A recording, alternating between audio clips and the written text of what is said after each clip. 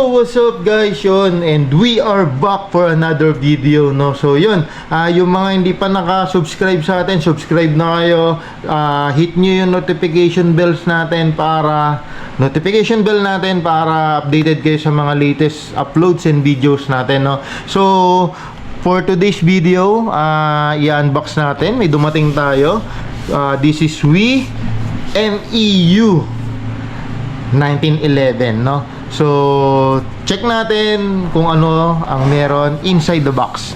So syempre nandito yung ating manual, yan, and the magazine, yan, and yung 1911 magazine, no? Diba? Ito yung kanyang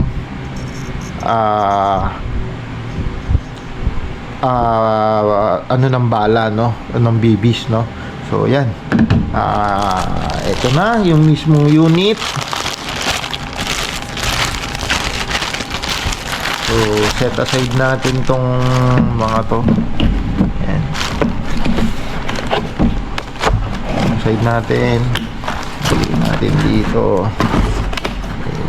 yan. So ito yung kanyang magazine, ito yung unit, no? So yun, full metal siya guys, no? So full metal unit, may rubber feeling yung kanyang grip, no?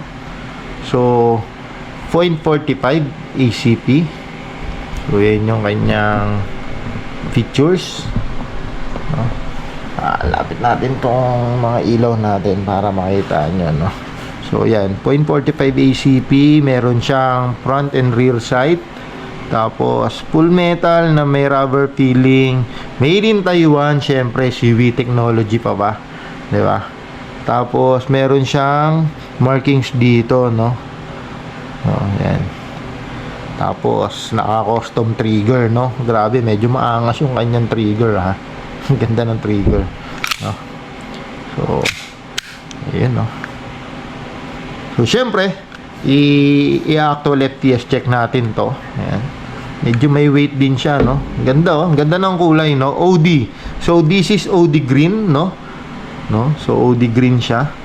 Tapos yung magazine niya is single stock magazine, no? So dito natin siya loloadan ng BBs for sure. Or kukuwit natin to dito, and yun, doon natin siya lalagyan ng BBs, no? So yun, syempre before anything else, pagka bago ang unit, you need to lubricate it, no? So we are using Pop Dynero silicone lube.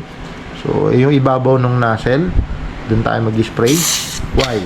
Kasi nandito yung mga moving parts, yan, nandyan. So syempre, hammer down natin lagi yung unit para safe. Meron siyang ambidextrous na, yan, na safe, no? So, yan, pag tinaas mo yan, naka-safe siya. Hindi yan puputok. So, yan, mag-engage yan. So, ito yung slide niya, ito yung lock ng slide, no?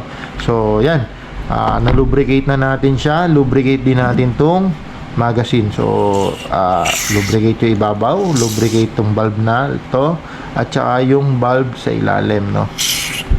Yun, lubricate ba natin? Ayan, konti-konti lang. So yun, importante laging basa yan guys, laging basa dapat yan, no? So yun, maglo-load muna tayo ng BBs before tayo mag-load ng gas. So pull down natin to. Ito, kung makikita nyo yan, pinull down natin. Make sure na nahawakan nyo na mahigpit yung latch na yon, kasi pwedeng humataw yan dyan sa maglip. So pwedeng mabasag, although napapalitan yan. So dito tayo maglo-load ng BBs. Ayan. Ayan, meron siyang stockan, no?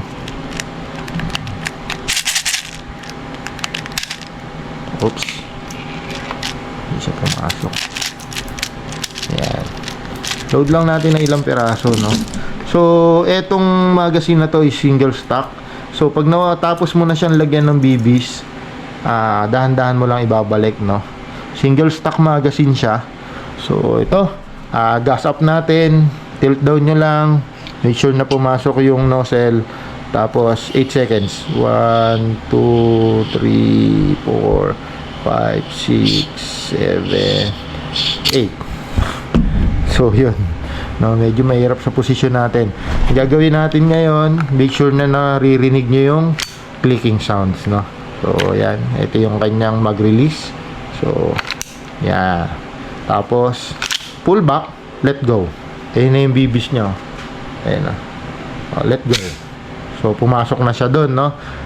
Save muna natin. Pag naka-save, again, hindi siya puputok. Okay? Okay. So yun, sama ko kayo ulit. Siyempre, kukrono natin, no, para siguradong ano, no, para alam nyo kung ilang FPS talaga. So set natin yung chrono natin for 0.2 BBs, no. Yan. So gagawin natin, kunin natin yung unit natin. Yan, save na natin. So ready to shoot na siya. So yun, MEU 1911 OD green firing. Grabe naman yung kick nun. So 364. Lakas naman nito. Grabe. 355. So lakas ng kick. Tingnan niyo yung kick. Grabe, lakas ng Rico eh. 345. So consistent, no? Ayan. 347. Try natin mag double tap. So yun, no? 331. Consistent, guys, ha. Iba yung kick niya. Sobrang lakas ng recoil. Ayan. 340. Yan. Double tap ulit natin. Wala na. So yun, nag-open slide. Alam nyo na kung bakit. Ito is oil yan, yung tumutulo. Mas maganda yan kung may tumutulo na ganyan, no. Mas okay yan. Gagawin natin ngayon is, syempre, kakabit ko muna ulit yung GoPro natin dito. Tapos discuss natin to ulit, no.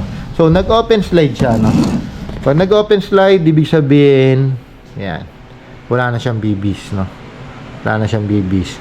So first thing to do is remove the magazine, press the slide down, and syempre always hammer down.